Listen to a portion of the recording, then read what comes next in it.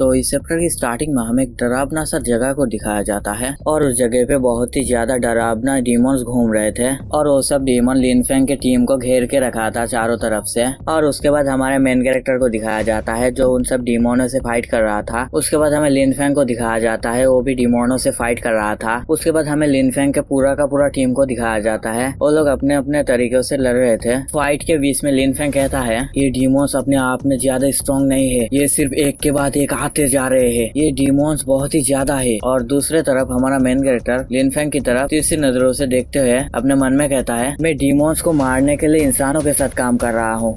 मेरा दिमाग खराब हो गया होगा। चलो इसे भूल जाओ, मैं बस नाटक करूंगा। उसके बाद हमारा मेन कैरेक्टर अपने पीछे देखता है, पीछे उनके टीम का एक मेंबर गन्ना से फूलने लगा था। उसके बाद वो लड़का अपना स्वॉर्ड को निकाल देता है और इस लड़के के पास पॉइजन एलिमेंट है। उसके बाद वो अपने स्वॉर्ड को पकड़ के जमीन पर गाड़ देता है और वो पॉइजन डीमोन्स के ऊपर असर कर रहा था। वहाँ से बहुत ही तगड़ा सा एनर्जी रिलीज होता है और उन डीमोन्स की फाड़ के रख देता है। उस पॉइजन की रेंज में कुछ डीमोन आ जाते हैं और वो सब डीमोन सेकंडों में धूल में मिल जाता है और इस अटैक के वजह से उन सब के आसपास के डीमोन खत्म हो जाते हैं। इस अटैक की वजह से लड़का बहुत ही थक जाता है और अपने स्वॉर्ड को वापस रख लेता है। इस लड़के को देखते हुए हमारा मेन कैरेक्टर अपने मन में कहता है ये बच्चा इतना भी बुरा नहीं है। और हमारा तियान तियान बहुत ही चमकते हुए कहती है लियू जियाओ के ये बहुत औसम था। उसके बाद वो लड़का अपने सर को खुजलाते हुए कहता है मैं एक के बाद एक के साथ लड़ने में बिल्कुल भी अच्छा नहीं हूँ, लेकिन मैं बहुत सारे लोगों के साथ अकेले लड़ने में अच्छा हूँ। सिर्फ मेरे जैसा लड़का ही ऐसे टाइम पर मदद कर सकता है। और लिनफेंग तीसरी नजरों से उसे देखते हुए अपने मन में कहता है मैं एकदम सही था। उसके बाद लिनफेंग कहता है एवरीवन मुझे तुम सबको कुछ कहना है। आर्टिफैक्ट आगे की तरफ है लेकिन इलाका ठीक नहीं है और हमें आगे आने वाले मॉन्स्टर के बारे में कुछ भी पता नहीं है और ये हमारे अभी के सिचुएशन से ज्यादा रिस्की हो सकता है। इसके अलावा हम लोग पिछले कुछ दिनों से बिना रुके चल रहे हैं। तुम लोग टाउन में जाके थोड़ा आराम क्यों नहीं कर लेते? मैं पहले जाके कुछ इन्फॉर्मेशन इकट्ठा करता हूँ। और ये सुन के वो हट्टा कट्टा इंसान कहता है यंग मास्टर आप ऐसा नहीं कर सकते। और लिनफेंग की फियोंसी कहती है लिनफेंग तुम अकेले कैसे जा सकते हो? अगर तुम किसी बड़े डेंजर में पड़ गए तो क्या होगा? और वो पॉइजन एलिमेंट वाला लड़का कहता है लीडर ये बिल्कुल भी एक अच्छा आइडिया नहीं है। और उसके बाद लिनफेंग हीरो बनते हुए कहता है एक पार्टी का लीडर होने के नाते ये मेरा रिस्पॉन्सिबिलिटी है। पार्टी को आगे बढ़ने के लिए एक सेफेस्ट रास्ते को ढूंढना मेरा ड्यूटी है। मैं पहले अपना डिसीजन ले चुका हूँ, मुझे मनाने की कोशिश करने का कोई भी फायदा नहीं है। और पीछे से वो लोग चिंता करते हुए कह रहे थे यंग मास्टर लिनफेंग लीडर। वो लोग लिनफेंग को रोकने का ट्राई कर रहा था और हमारा मेन कैरेक्टर लिनफेंग को देखते हुए उसका बात ध्यान से सुन रहा था। और वो पॉइजन एलिमेंट वाला लड़का रोते हुए कहता है लीडर एक बहुत ही अच्छे इंसान है। और हमारा मेन कैरेक्टर इसे देखते हुए अपने मन में कह रहा होगा साला इसको प्रॉब्लम क्या है बे? और लिनफेंग डेविल से स्माइल देते हुए अपने मन में कहता है ये असल में इफेक्टिव रहा, ये सब कुछ तुम्हारे लिए लियू जाओ की एक राइजिंग स्टार जो डीमोन के केव के अंदर पैदा हुआ और पॉइजन के गुफा की गहराई में डूब गया। तुम फ्यूचर के एसएस रैंकर हो जिसका नाम पूरे दुनिया को हिला देगा। इस समय पे हमारा रिलेशनशिप सिर्फ शॉर्ट टर्म कॉर्पोरेशन है। ओरिजिनल स्क्रिप्ट में तुम प्रोटैगनिस्ट के सबसे ट्रस्टेड साथी थे। तुम्हारे वफादारी ने तुमको प्रोटैगनिस्ट के सक्सेस के रास्ते का एक इम्पोर्टेंट पार्ट बना दिया है। और ऐसा इसलिए हुआ क्योंकि ओरिजिनल स्टोरी में तुम्हारे बच्चे होने के बाद से तुम्हारे बॉडी में जमा टॉक्सिन को साफ करने के लिए प्रोटैगनिस्ट ने एस क्लास प्यूरिफिकेशन पोशन को बनाने के लिए कई हाई ग्रेड इंग्रेडिएंट्स का इस्तेमाल किया था। तब से तुम उसके लिए अपना लाइफ को भी सेक्रीफाइस करने के लिए तैयार थे। लेकिन अब स्टोरी शुरू होने से पहले, रियल प्रोटैगनिस्ट आने से पहले मैं तुम्हें अपने वश में कर लूंगा। मुझे सिर्फ आर्टिफैक्ट ही नहीं मिलेगी बल्कि फ्यूचर प्रोटैगनिस्ट का डेस्टिनी भी मिलेगा। मैं उसको रिप्लेस कर दूंगा और पूरे दुनिया का हीरो बन जाऊंगा। उसके बाद लिनफेंग पीछे घूमते हुए कहता है टाउन में जाके मेरे लिए इंतजार करो, जब मैं तुम लोगों को ढूंढ लूंगा तब हम लोग एक साथ आगे बढ़ना शुरू करेंगे। चलो फिर मिलेंगे।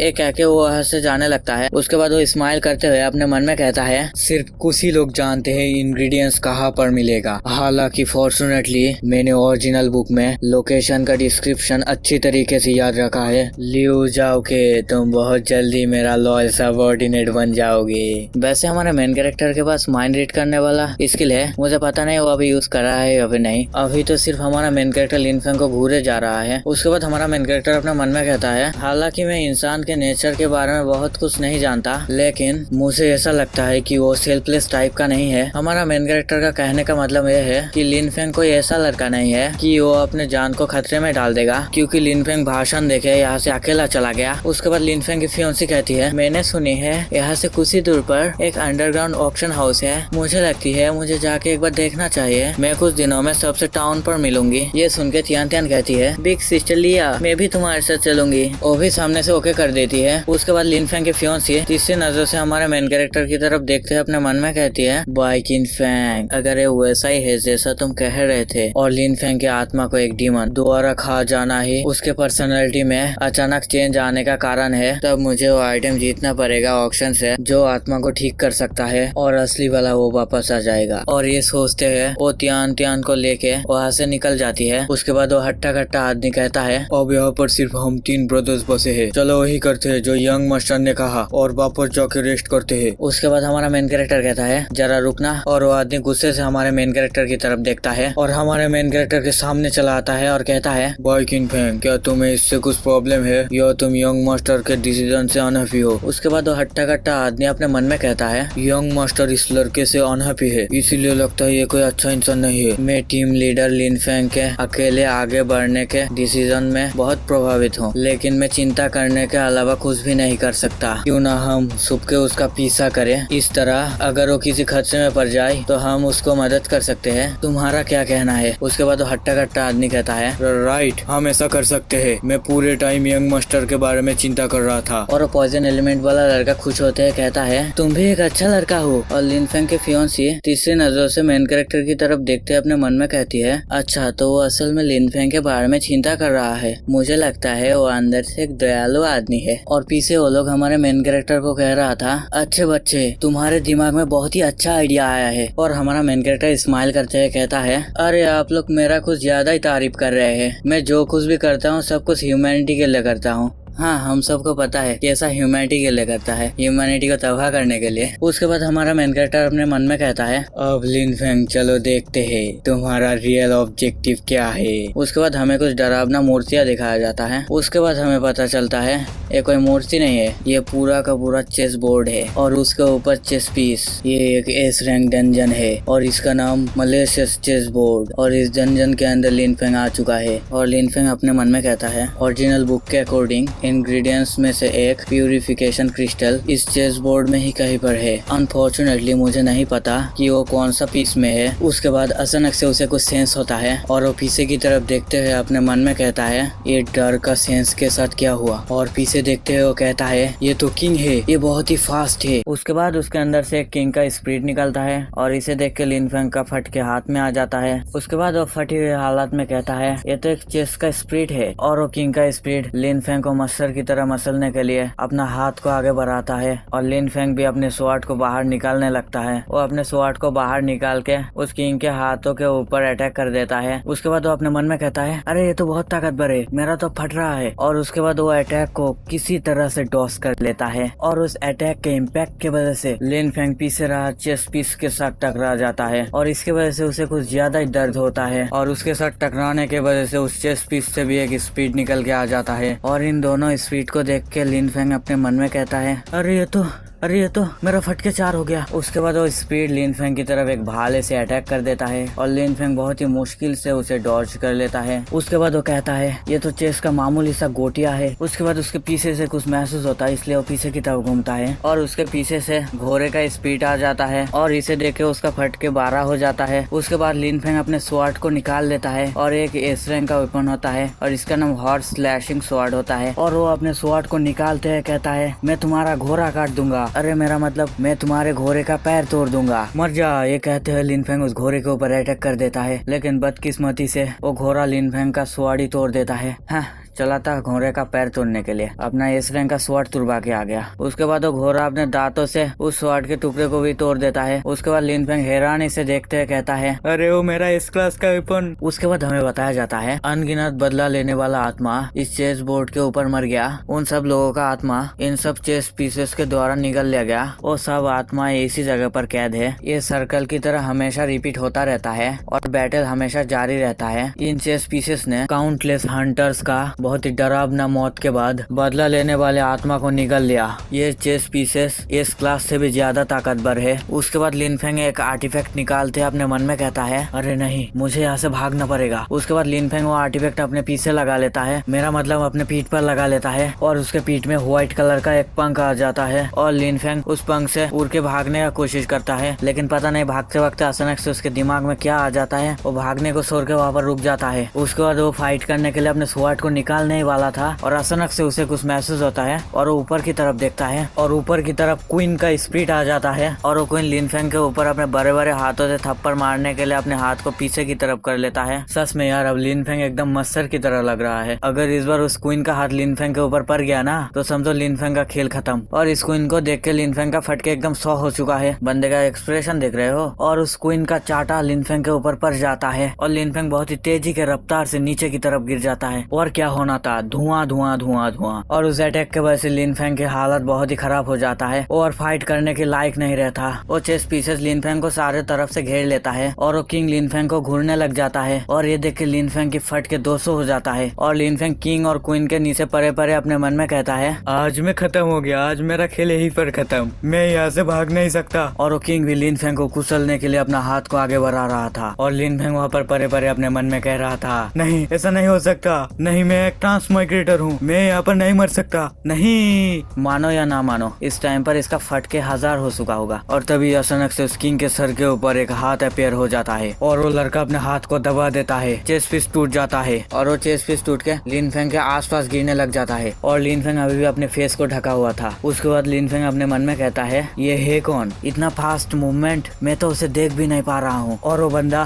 लिनफेंग के चारों तरफ का चेस पीसेस आराम से तोड़े जा रहा था और लिनफेंग उस चेस पीसेस के टुकड़े से बचते अपने मन में कह रहा था, असल में ये है कौन बे। और दूसरी तरफ लिनफेंग के 2 टीम मेंबर कैप्टन और यंग माचा चिल्लाते आ रहा था और लिनफेंग उन दोनों को देखते हुए कहता है, गाओ हो और जाओ की। और वो हट्टा कट्टा आदमी लिनफेंग को उठाते हुए कहता है, यंग मास्टर क्या आप ठीक है। और लिनफेंग कहता है, मैं ठीक हूँ, तुम लोग यहाँ पर क्या कर रहे हो। वो हट्टा कट्टा आदमी कहता है, भाई किंगपेंग आपके बारे में चिंता कर रहा था, मैं भी चिंता किए बिना रह नहीं सका, इसलिए हम लोगों ने आपका पीछा किया, हम बस इंतजार कर रहे थे, अगर आप किसी बड़े खतरे में पड़ जाते हैं तो हम लोग आपकी मदद करने के लिए निकलते। उसके बाद पॉइजन एलिमेंट वाला लड़का कहता है, ये सही है, क्या आपने कहा नहीं था कि आप स्काउट के लिए बाहर जा रहे हैं, आप अचानक से खुद से इस क्लास डंजन को चैलेंज करने की कोशिश क्यों किया, ये बहुत खतरनाक है। ऊपर वाले का शुक्र है कि बाइकिनफेंग ने हमें आपका पीछा करने के लिए पूछा। और लिनफेंग चौंकते हुए कहता है, क्या बाइकिनफेंग। उसके बाद वो अपने मन में कहता है, जिसने अभी अभी अटैक किया था, क्या वो बाइकिनफेंग था, इसका मतलब। ये कहते ही हमारा सीन हमारे मेन कैरेक्टर की तरफ शिफ्ट हो जाता है। वो सब चेस पीसेस को खत्म करने के बाद अपने हाथ को चटका रहा था। उसके बाद हमें हमारे मेन कैरेक्टर के चारों तरफ बहुत सारे आत्माओं को दिखाया जाता है। उसके बाद वो सब आत्मा हमारे मेन कैरेक्टर के चारों तरफ इकट्ठा हो जाता है और उनमें से एक फीमेल आत्मा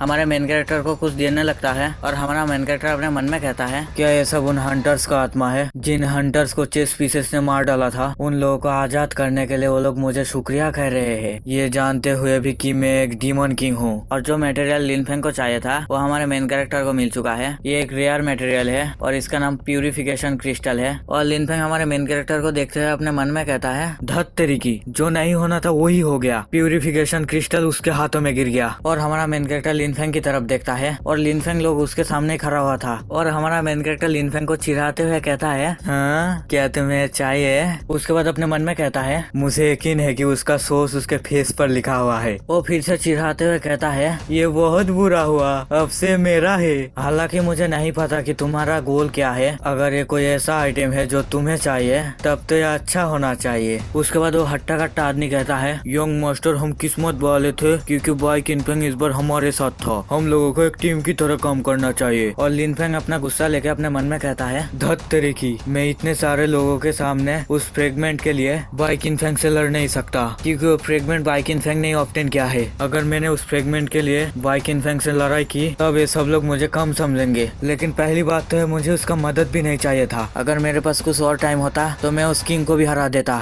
इसका घमंड देख रहे हो यार, साला मरने वाला था, हमारे मेन कैरेक्टर ने आके बचा लिया, फिर भी इसका घमंड नहीं टूटा। उसके बाद लिनफेंग चिल्लाते हुए कहता है, मुझे नहीं चाहिए कि तुम लोग मेरे बारे में चिंता करो, अच्छा होगा कि तुम लोग जल्दी से वापस चले जाओ, मैं खुद से इस जगह को स्काउट करूंगा। कैप्टन यंग मास्टर ये कहते हैं, वो दोनों इसको रोकने की कोशिश कर रहा था लेकिन ये साला रुकने थोड़ी वाला है। लिनफेंग भागते वक्त अपने मन में कह रहा था, भले ही मेरे पास प्यूरिफिकेशन क्रिस्टल ना हो, अगर मैं बचा हुआ मटेरियल्स कलेक्ट कर लूं तो मैं फिर भी प्यूरिफिकेशन पोशन के आधा प्यूरिफिकेशन पोशन बना सकता हूँ। उसका इफेक्ट उतना भी अच्छा नहीं होगा, लेकिन उतना काफी होगा। और लिन फेंग का ऐसा हरकत है हमारा मेन कैरेक्टर सिर्फ देखे जा रहा था। उसके बाद हमारा मेन कैरेक्टर एक स्माइल करते हैं, अपने मन में कहता है, जितना ज्यादा तुम छुपाने की कोशिश करते हो, जितना तुम छुपाने की कोशिश करते हो, उतना ही एक्सपोज होता है कि तुम्हारे पास कुछ सीक्रेट है। मैं देखना चाहूंगा कि तुम असल में क्या करने की प्लानिंग कर रहे हो। अगर ये सब बात है तो अब से तुम जो करना चाहोगे वो मैं करूंगा। उसके बाद हमें एक एस रैंक डंजन का सीन दिखाया जाता है। इस डंजन का नाम ड्राइड बोन लेक है और उस डंजन के अंदर हमारा मेन कैरेक्टर एक बड़ा सा स्केलेटन के सर के ऊपर बैठा हुआ था और लिन फेंग नीचे की तरफ खड़ा हुआ था। उसके बाद हमारा मेन कैरेक्टर लिन फेंग को देखते हुए कहता है, हेलो, हम फिर से मिल गए, तुम कैसे हो? और हमारे मेन कैरेक्टर के हाथ में एक रेयर मटेरियल होता है और उसका नाम 3 फ्लेम्स फील है। और लिन फेंग नीचे से कहता है, साले तू फिर से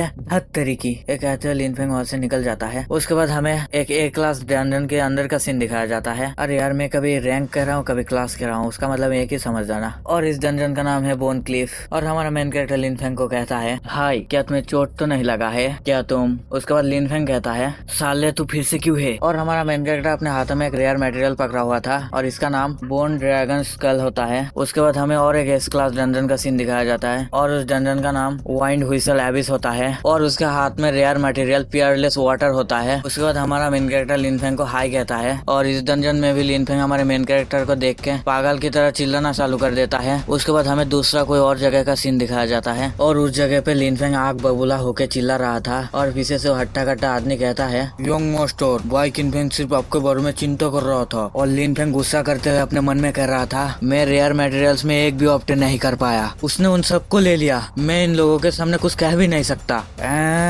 और दूसरी तरफ हमारा मेन कैरेक्टर उन सब मटेरियल्स को बहुत ही अच्छे तरीके से देख रहा था। उसके बाद वो अपने मन में कहता है, ये कितना अजीब है ना, वो हम सबको बिना बताए इन सब मटेरियल को क्यों कलेक्ट करना चाहता था। ये सब मटेरियल्स रेयर और वैल्यूएबल हो सकता है, लेकिन लिन फेंग के पास तो पैसे की कमी नहीं है, तो फिर उसे इन सब मटेरियल्स की क्या जरूरत है। उसके बाद पॉइजन एलिमेंट वाला लड़का आके कहता है, भाई लिन फेंग, प्लीज आके लिन फेंग को शांत करने के लिए मदद करो। उसके बाद हमारा मेन कैरेक्टर अचानक से उसे देख के चौंक जाता है और अपने मन में कहता है, अरे रुकना, मुझे ये मत बताना कि ये वही है जिसको मैं इतने सालों से ढूंढ रहा था। उसके बाद पॉइजन एलिमेंट वाला लड़का उन सब मटेरियल्स को देखते हैं, बहुत ही खुश होते हैं, हमारे मेन कैरेक्टर को कहता है, भाई लिन फेंग, प्लीज मुझे तुम्हारे ऑप्टेन किया गया मटेरियल्स देखने दो एक बार। और हमारा मेन कैरेक्टर को कुछ ना कुछ समझ में आया और इसी के साथ ये चैप्टर यहीं पर एंड हो जाता है। इस बार मैंने 2 चैप्टर एक साथ एक्सप्लेन कर दिया, इसलिए लाइक, सब्सक्राइब और जितना ज्यादा कमेंट करोगे उतना जल्दी वीडियो अपलोड करूंगा। तुम चाहो तो एक हार्ट इमोजी भी सेंड कर सकते हो। और आज के लिए बस इतना ही था, मैं मिलता हूँ आप सबसे अगले वीडियो में। Bye bye.